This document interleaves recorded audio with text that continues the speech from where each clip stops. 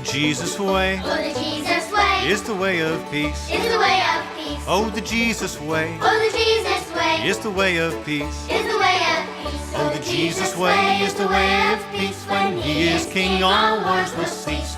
May his peace begin with me. I'm gonna beat my sword Gonna beat my sword into a plow. into a plow. Gonna beat my sword Gonna beat my sword into a plow. into a plow. Gonna beat my sword into a plow. Christ is king in my life now. May his peace begin with me. For me, CCS gave me a larger understanding of the world, and it gave me a larger understanding of the Church of the Brethren in the world. And in some ways it was the beginning of launching my journey in ministry. Now when I was at Bethany Seminary, just through conversations with students that were there, I discovered that most of the Church of the Brethren students who were at Bethany Seminary in the time I was, and that was 83 to 87, most of those students had a couple of experiences in common, and those included Christian Citizenship Seminar, National Youth Conference, and summer camp.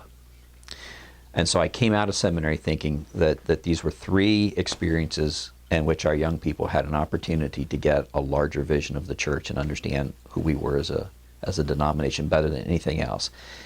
Today, I would add to that list summer work camps, but weren't so many summer work camps back in the late 70s when I was in high school.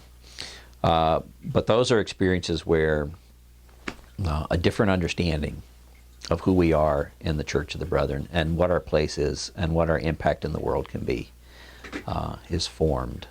And so as I came into ministry, and particularly here at Palmyra, 17 years ago working with youth, it seemed to me that the more we could get kids to have those experiences, and this church has been sending people to National Youth Conference, I think probably since it began, but not so much with work camps and not so much with CCS. Long history with Camp Soterra. And so we started working on that. I started working on getting kids interested to go to CCS. And gosh, I don't know. Over the years, I've probably attended as an advisor a dozen or more Christian Citizenship Seminar events. Yeah. Those were the thoughts of Dennis Lohr, pastor of the Palmyra Church of the Brethren. I'm Brent Carlson. Welcome to Brethren Voices. The Christian Citizen Seminar is not a new thing for the Church of the Brethren. It's been going on annually for many years. And we found a couple of individuals who will share their thoughts about a Christian Citizen Seminar in which they attended over 50 years ago. We will also involve some youth who attended the 2013 CCS for short. And here in our studio is Addison Nair, who will tell us about her experience. Addison, welcome to Brethren Voices. Thank you. It's nice to have you here. It's nice to be here. Addison, tell us a little bit about you. Are you a student? Yes, I'm going to be a senior at Cleveland High School in Portland. So I don't know. this summer is between your junior and senior year. Correct. Is that when most people do the CCS seminar? Well, it's open to all years of high school. Okay. So. How did you hear about the Christian Citizen? Through my dad. Oh. Both my dad and my mom went, I believe. Oh, they did? Yeah. Many years ago, I assume, huh? Yeah. And they recommended it to you? Yes. So then after you decide you want to check this out, what did you do then? Did you go online? Do you write and get some literature? How do you find out more about it? Well, my dad was being very sneaky, and he handed me a brochure. And so he started talking about it more, and I got more excited about it. So then, yes, I went online and signed checked up. it out. Yeah. And signed up. Yeah. As I understand it, the Christian Citizen Seminar is a way for youth to put their faith into action and take a first-hand look at government in the United States. This annual seminar is held in Washington, D.C. and also in New York City. This year, 55 youth attended the seminar, as well as other more adult advisors. That's got to be an eye-opener for someone to get to look at how the government works on location. What was it like? It was scary. The big white buildings, and it made you feel really small. I was going to say, they are really huge. They are I was there huge. recently, and it's like overwhelming, just the size. I think we had to climb up quite a few stairs to get Just to get in, yeah. Now, did you go to New York City first, or did you go to Washington, D.C. first? We spent 4 days in New York City, kind of preparing for the seminar, and 2 days in Washington, D.C. What did you do in New York City? We had lectures in the morning, kind of preparing us for the interviews that we were going to make. Yes. But you did tour. You did some touring. Yes. In the afternoons, we got to go with groups and we just got to explore the city. Mm-hmm. It was beautiful. Amazing, huh? It was amazing. Yeah, what would you say was the best place you got to visit? Grand Central Station. Oh, the big train station. Yes. It's much bigger than anyone around here. Yeah. One of the places that you got to tour was the UN. What was special about that place? There were lots of exhibits of childhood poverty in many different countries, and it listed a lot of facts about how difficult children's lives are in that area. Every year, a seminar theme is chosen for study. Can you tell us about the theme and the issue for this year's seminar? This year's was childhood poverty. We had representatives from WIC come in and talk to us about it. And childhood poverty in the United States or around the world? Both. Oh. Around the world and the United States. I think we focus mostly in the United States, but we definitely mentioned. And I think for all of us, we tend to take things for granted in this country, and we don't really think about all the people who don't live as well as we and are suffering a lot. But that kind of opened your vision to what's going on. Mm-hmm. Addison, thank you for being with us on Brethren Voices. Thank you for having me. We were able to meet with other students and advisors who attended this year's CCS. Bethany Clark, the youth advisor from the Palmyra Church of the Brethren in Pennsylvania, was impressed with the work that the 55 students of the seminar did in preparation for the meetings with congressional representatives. The first night in New York, we had a speaker come and talk to us. I think she talked about housing and issues with housing for children in poverty and how it's important to have housing in order to be able to focus in your education and all of these things. And then we were able to just kind of do some touristy things, go to Times Square, and then shopping and stuff like that, whatever the kids wanted to do. And then we spent one day at the at the United Nations, and we toured that, and that was really interesting, especially since they have been focusing on poverty a lot lately. So that was a helpful visit for us. We usually have a group of about 5 that come from Palmyra, and it's always a good group of kids, and this year it was all girls, so that was kind of exciting, and I was the only advisor, so it worked out really well that we had all girls, and it was a really good group of youth, and they listen well, and they take in information, and they can reiterate it pretty well. Well, we met with a couple more speakers, and then in Washington, D.C. is where we learned what we're supposed to do when we go to lobby. So we had a few sessions on that, and then we sat down with our groups. Each group of youth coming from different congregations throughout the country went and visited the representatives for their own states and their own districts. So we met as a group of Palmyra and discussed what we were going to talk about and divided up who was going to hit on what issue and what was the most important thing to talk about. And they were able to throw in some personal stories to make it more relevant for their conversations.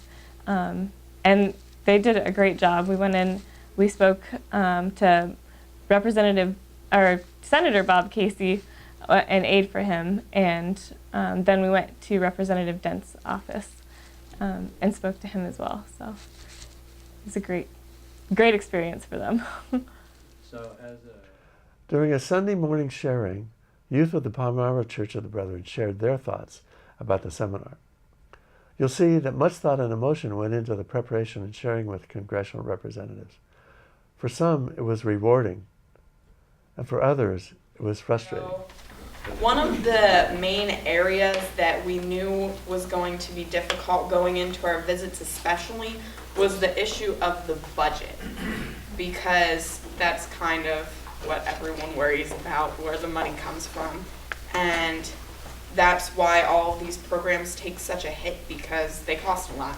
And so we spent a lot of time with the rep from Bread for the World talking about kind of what goes into funding for programs like WIC and SNAP and subsidized housing, those sorts of things, and how they get funded and what percentage of the budget goes to those sorts of things.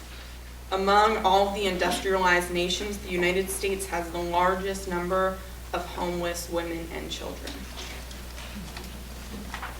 And then in the United States, 1.6 million children will experience homelessness in a year.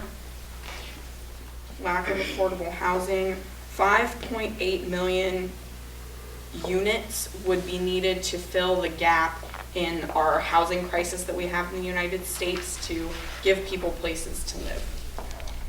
Children experiencing homelessness have 3 times the rate of emotional and behavioral problems. So if you have a homeless child, you're going to have a problem child in school, and you're pretty much setting someone up for not exactly having a successful path in life. Like, you can't, once you put a child in that situation, you can't have the expectations for them that you have with other children. So it's kind of where you have to start out, because after that, then you can build with the education and the nutrition, but you've got to have a house first. And that's a really key issue.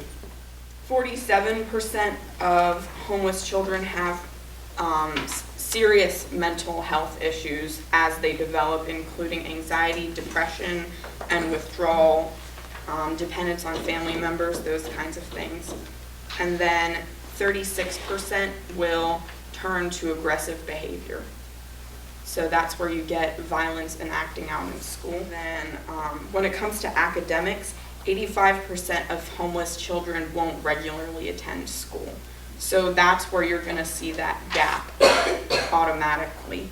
And in elementary students, only 21.5% are proficient in math, and only 24.4% are proficient in reading. And that's in elementary school. And then once they get to high school, those statistics drop to 11.4% in math and 14.6% in reading. So it's really hard to help a kid with their education if they don't first have this solid base that they really need for survival. Another topic we covered, starting to hit a little bit on it, was the education. For children without an education, it doesn't set them up for a successful future. And if you live in an impoverished area, it's more likely to have a chance that you don't have quality schooling. In my experience, when I went to South Dakota, their school, they had one school for K to 12, where for here we have like 4 or 5 from K to 12. And also, if you have a living in an impoverished family, you don't have support from your parents, you don't have the supplies you need, and it really hurts them for their future and being able to pull them out of poverty. One statistic that one of the people told us was that it takes $1 a year to prevent poverty as a child, and $80 a year to pull an adult out of poverty. So that Or really fix the problems that it's caused. Yeah. And another thing that we talked about when we spoke to our congressman was the caring cupboard, because we all have such a close connection to it because our church group started it. And so we brought up how we are doing something about it, that the teens aren't completely unaware of what's going on, and that we are taking a stand against this because we feel strongly about it. And so it was important that our congressman knew that we were doing something about it, and so they knew that what they were doing wasn't for nothing. The last point with the 3 main points that we talked about was the importance of nutrition. For mothers and infants, it is especially important that they get the necessary nutrition within the first 1,000 days of the child's life. That's for the mother and the child, because if they're not receiving the proper nutrition, that can lead to developmental problems. It can lead to problems with being able to focus in school, and it can lead to just basic malnutrition. For a child to perform best in school, they need to have a healthy lunch, and they have to have the basic 3 meals a day with good choices in food, which is helped with the school, like the free lunch programs, and even in the summer, there's the summer lunch programs. Now, if I am correct, the Caring Cupboard does have a summer lunch program, but this is something that's going on nationwide. The kids that are on the free lunches in school, the free breakfast and the free lunch in school, do not know about the free summer lunch program. So while they're getting the nutrition that they need during the day, during the school year, during the summer, they're missing at so many meals, which is going to lead to numerous problems in school. But this year, we all knew that we were going to go into it, and we would be able to see when they were talking about what was going on. We were going to be able to see the reflection of people that we walk past in our community every day, because this is all around us. And so it's kind of imperative that we recognize that what we do here affects our whole community. And we do a lot. In our church, we have the Caring Cupboard and the Circles Initiative. That's really great because it's taking people from the foundation of poverty and bringing them up from that, which is what we need more of in addressing the whole situation in our country, because like giving people food is great because everyone needs to eat. But if you teach people how to get the food themselves continuously, that's going to alleviate the problem in the long run, which is something that none of us have wanted to. The group of 55 youth met with Jerry O'Donnell, the press secretary for Representative Grace Napolitano of the 38th Congressional District of California. Jerry has strong roots in the Brethren Church and has been featured here on Brethren Voices. Jerry shared about his involvement with the CCS. I was asked to come lead a little tutorial on how to speak to legislative staff and how to make a successful congressional visit. And so I went and I spoke with them, met them in the evening after working all day here. Excuse me, we were not in session that week because it was a shame that they weren't able to visit their members, but they did all meet with legislative staff. But I went and I spoke to them about what it's like, and we did a little role playing on, what to experience, and I answered questions that they had about different issues, and we talked about approaches that they should use. Some of the things I talked about earlier when contacting your representative. Make it personal. Put a face to an issue. Don't just talk about statistics somewhere else. Talk about how it impacts your community directly, and talk about how it affects you as a person of faith, as a brethren here in D.C. What does this mean to you? And so I don't know about good reviews I got, but they seemed to get something out of it. And then I even got to meet with a couple of the youth the next day because I was because there were some from Laverne that came to visit. So I got to meet with some of my boss's constituents that I had talked to the night before, and test them and see how well they listened to me the night before. But it was a great experience. I'm happy that I was able to give back some of the knowledge that I've picked up here, and just help these youth get engaged, and help them express their convictions to their members of Congress. John Nance of Harrisburg's First Church of the Brethren has had very positive experiences in CCS as a youth advisor. One other time we were during election year, and so we had them down there and really trying to get them exposed to what all happens in election year, because the primaries were going on, and Hubert Humphrey was running for president, but also so was Shirley Chisholm, a black congresswoman from California. And so there was some real interesting contrasts you could propose to those kids there when they saw the big differences in what happened in those. They could really sense what part the big money plays in this thing, because Shirley Chisholm her whole operation was out of 2 hotel rooms in the same hotel that we were staying in, which was the cheapest we could find.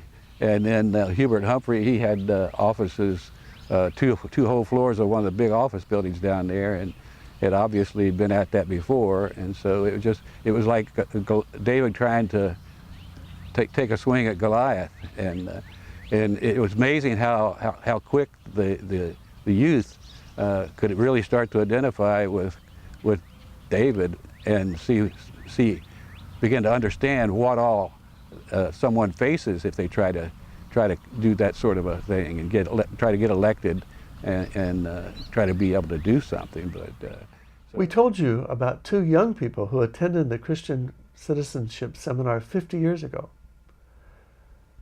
And we actually met them. Both are living at the wonderful Lebanon Valley Brethren Home. They shared some of their memories about their attendance to the CCS program many years ago. My name is Fran McMichael, and I attend the Palmyra Church of the Brethren. And back in 1956, when I was in high school, I attended the conference, the seminar that was held in New York City and Washington D.C. And a fellow friend, Pat Walburn Bell, she also attended.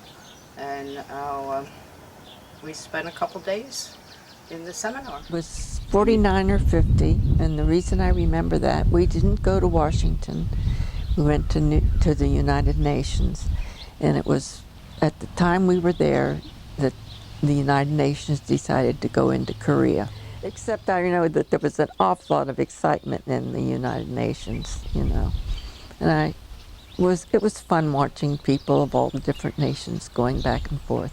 I don't remember that we interviewed anybody. I think they were all too involved in what they were doing. Oh, yeah. That was quite the youth group there in Elgin. Wayne's uncle and Albert Houston and just a lot of us. And the Chicago church, too, were a lot of fun people. So.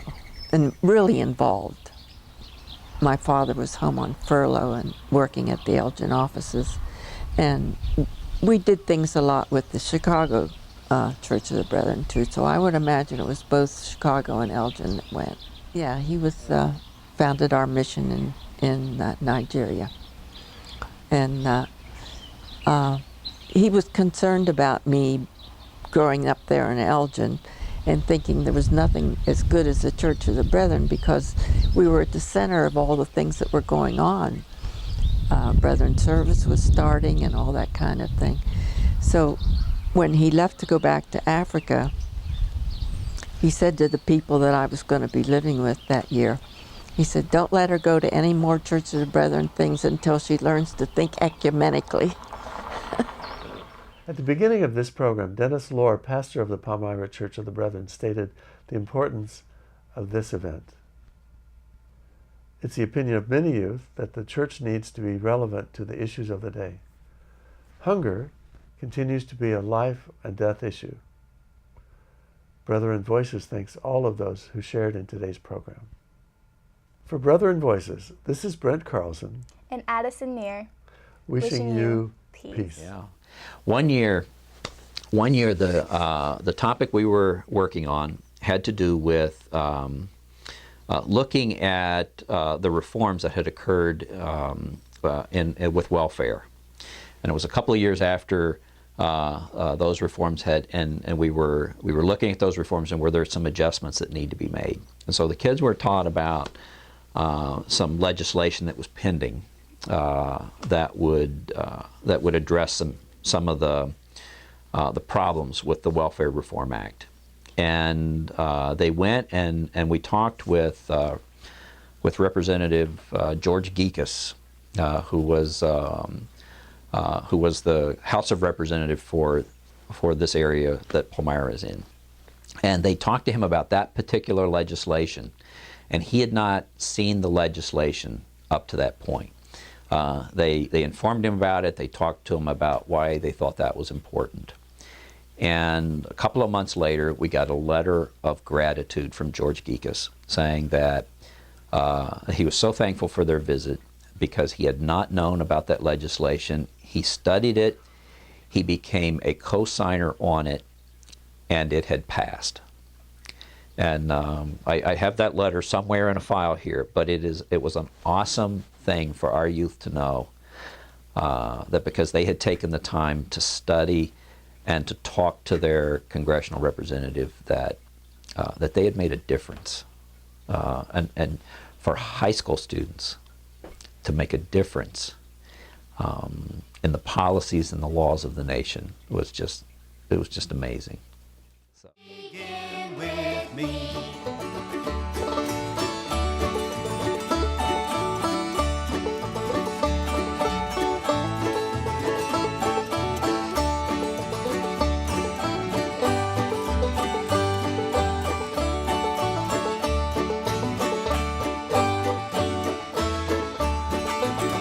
All those who tread the path he trod, all those who tread the path he trod, all those who tread the path he trod shall be called the friends of God. May his peace begin with me. Oh, the Jesus way is the way of peace. Oh, the Jesus way is the way of peace. Oh, the Jesus way is the way of peace. When he is king, all wars will cease. May his peace be